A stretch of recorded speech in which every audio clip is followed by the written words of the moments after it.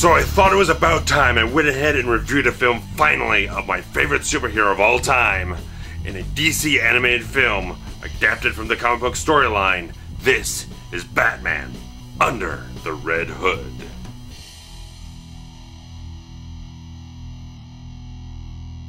When international terrorist Ra's al Ghul hires the Joker as a diversion for his latest scheme, it results in the death of Batman's second Robin, Jason Todd. 5 years later, a new masked figure appears in Gotham City calling himself the Red Hood. Part vigilante, part crime lord, he begins cleaning up crime with expert efficiency, but without Batman's ethical moral code. He rattles the cage of the biggest crime kingpin in Gotham, the Black Mask, and when the Joker is brought into the mix, everything begins to fly out of control. However, Batman's suspicions over this new violent player forces him to seek out startling revelations and confront hard truths that open old wounds. Now, the first thing to be aware of with this animated film is that it is rated PG-13 for very serious reasons. You got murder, violence, brutality, bloodshed, people getting set on fire in this film. But there's also very mature, heavy subject matter. Themes of murder, death, redemption, sorrow, grief, regret, revenge, all this amazing substantive stuff that requires a mature audience to be able to grasp the emotional weight of the story. And it is all executed remarkably well in every aspect. But it really does start with the great voice casting in this film. Now, obviously, I grew up in the 90s with Kevin Conroy, who is the voice of Batman for me. I read a Batman comic book, that is the voice that is in my head when I read it. Undeniably, Kevin Conroy, the voice of Batman. But for this animated film, they went with Bruce Greenwood, who I think is a very solid actor. And he inhabits the tone of the character and story here so excellently.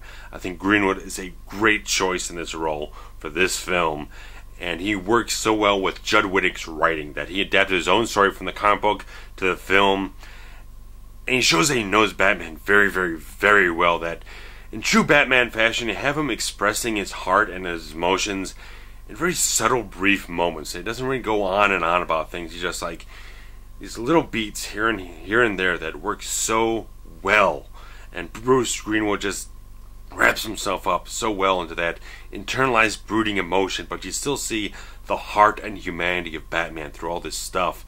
And that's really when you know you've got a really good Batman interpretation, when you can still see the hope and the humanity of the character beyond all the dark, brooding, mangled up stuff inside of him.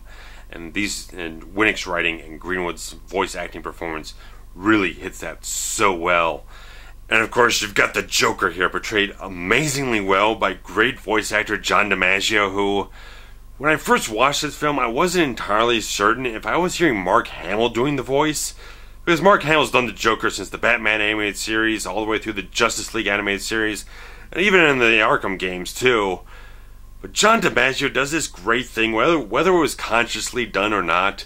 He kind of melds the manic hysteria and exuberance of Mark Hamill's Joker with more of a darker, edged, dangerous, deadly Joker like Heath Ledger's.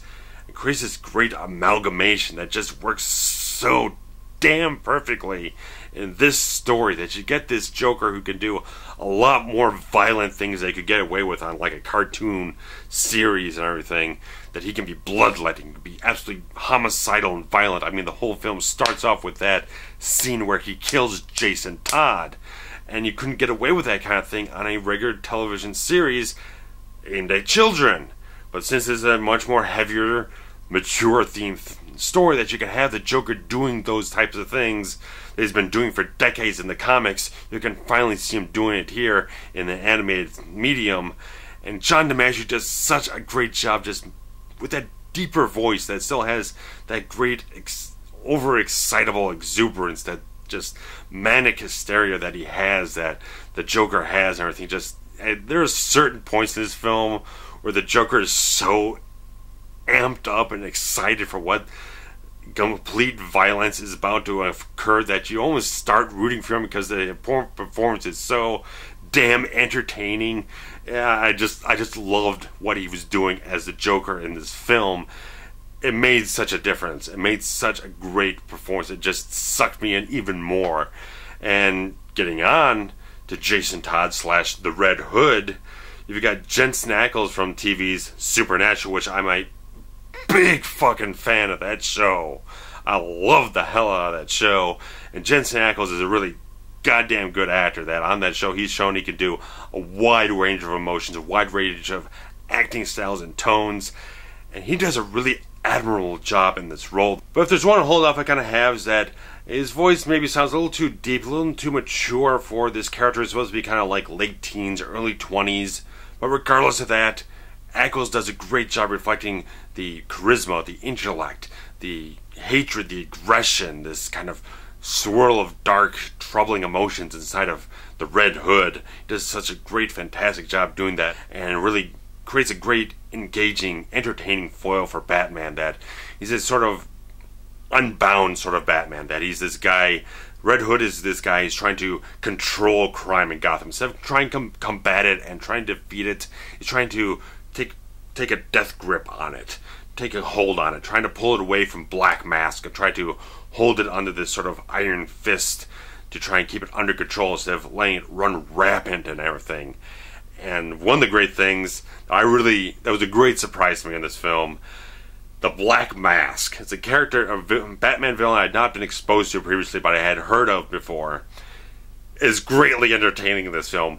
Wade Williams does a great Black Mask. That what you see of the Black Mask in this film is probably a little bit more heated than you usually see him in. Probably a little bit more calm, under control type of guy, confident type of guy. You'd see him in more regular circumstances. But here, he's got Red Hood knocking down his whole empire, killing people left and right, trying to tear it apart. So Black Mask is blowing his top throughout this whole film. He's blowing a gasket, and he's punching out henchmen left and right.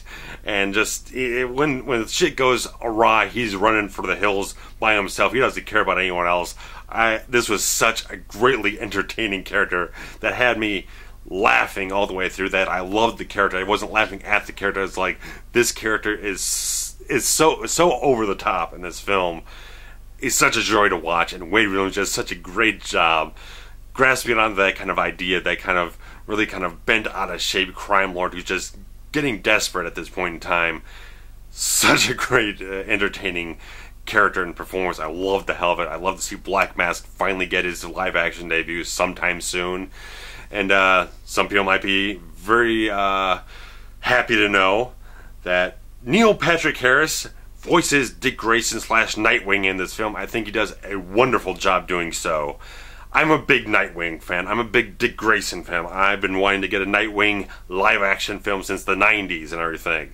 So I'm big on this character. I love the hell of him. And Patrick Harris does a great job reflecting the sort of lively vibrancy of Dick Grayson, that Batman's more dark and brooding, where Dick is a bit more life-loving. He's able to find the joy in life and everything. So he's much more of a dynamic character with his acrobatic skills and the action sequences, and just adding a bit more of a lighter touch, more of a contrast to Jason Todd in this film. Because part of the adaptation of the storyline comes from the fact that you have to since you have to make this more standalone, so more self-contained, so people can just kind of get all the information they need within the body of the story, instead of worrying about, like, you're reading the comic, there's all these ancillary stories going on before and after and building towards stuff.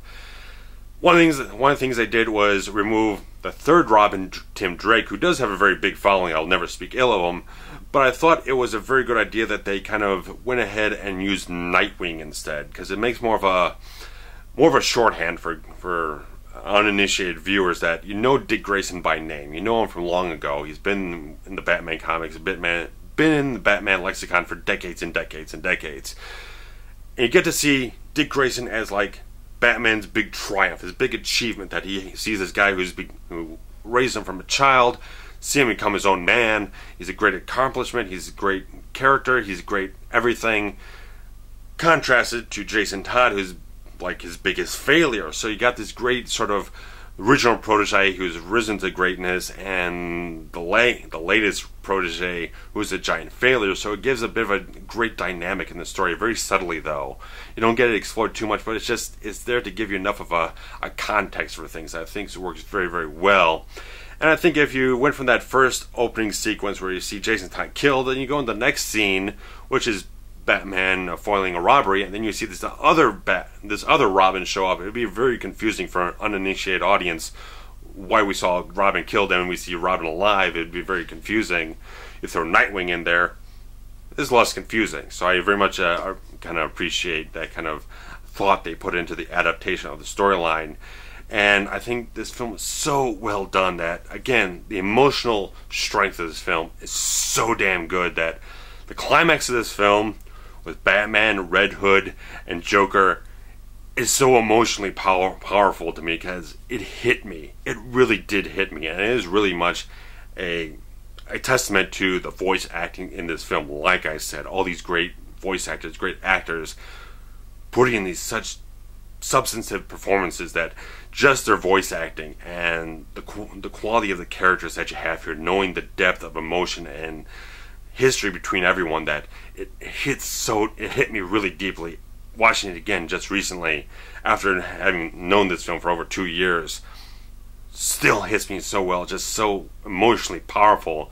What's going on in this dynamic between these characters, so damn good. But beyond that, you want to get some action in this film. You want to get some action in a Batman story, in a superhero film.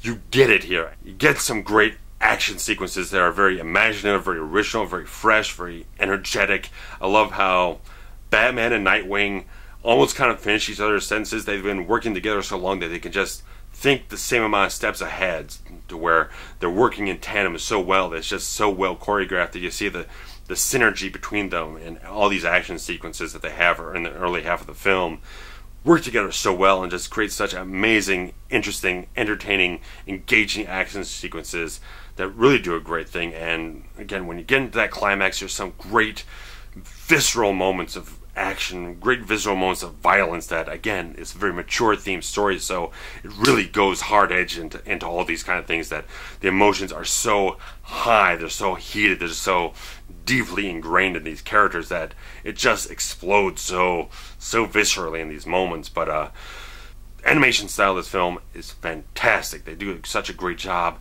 creating original, fresh designs for the characters and creating great overall feel, great atmosphere in this film, as any kind of real strong, solid, faithful Batman story would have. It's very dark, it's very shadowy, and it creates, but there's still great color schemes here and there. There's such, Gotham City comes to great glowing, wonderful, almost neo-noir type of life. It's just so beautiful. The animation, the coloring, everything is so beautiful in this thing.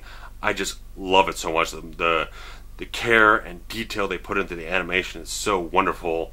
All these DC animated films are put together so amazingly well. All the technical elements, you can tell that Bruce Timm, who was producer and everything on the Batman animated series and all those animated series from the 90s up to Justice League Unlimited, him and his creative team just know these characters throughout the entire DCU so deeply, so perfectly, that these are some of the best adaptations and representations of these great characters you'll ever find anywhere.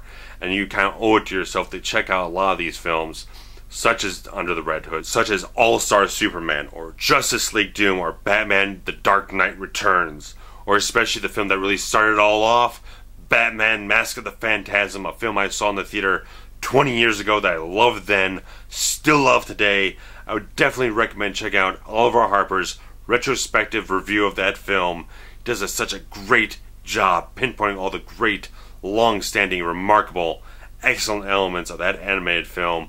Still one of the best Batman films ever made. Check out Oliver Harper's stuff. I think he does great jobs every single time. And next month he's planning to do a full 35th anniversary retrospective on Superman the movie. Definitely check out his stuff. Big fan of it myself. That's all I got for you at this point in time. You can check out the review that I wrote about 2 years ago. The link is in the description below if you want to check that out. And as always, post some comments, hit some like buttons, subscribe, spread some links around.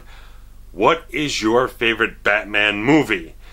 Now, if you don't even want to go all the way back to that Adam West one from the 60s, the big movie based on the TV show, go ahead and throw it in there. It is a movie.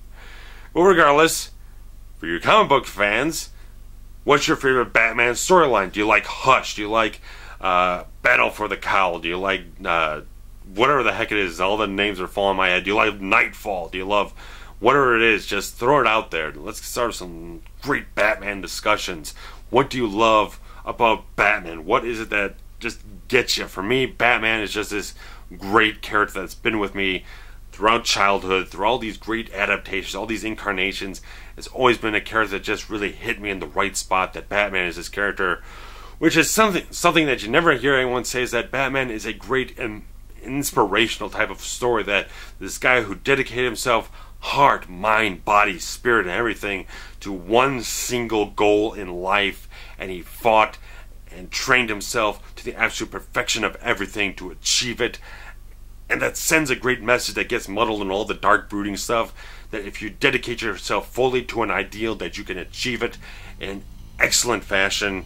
That's sort of the thing I love about Batman, that he can overcome any kind of weird emotional adversity and come out stronger than ever before. So that's Batman to me. What's Batman to you?